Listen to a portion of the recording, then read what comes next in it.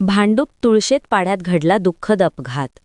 भांडूप तुळशेत पाडा येथील खदानीत इंडस्ट्री गाळ्याच्या मागे वर असलेल्या झोपडपट्टीतून मेस्त्री अन्या चाळ येथे राहत असलेले 75 वर्षीय देवदास सुसाई कौंदीर खालच्या परिसरात असलेल्या गटारात पडल्याची दुःखद घटना घडली.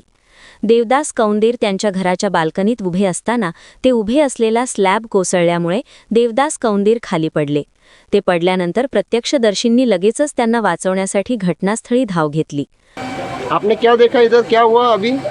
अभी उधर से आदमी गिरा तो हम कूद पड़े उसमें बचाने के लिए। हाँ, आगे इधर रहा तो हम लोग देखे ऊपर से गिरा दवाई सुन तो हम लोग गए देखने।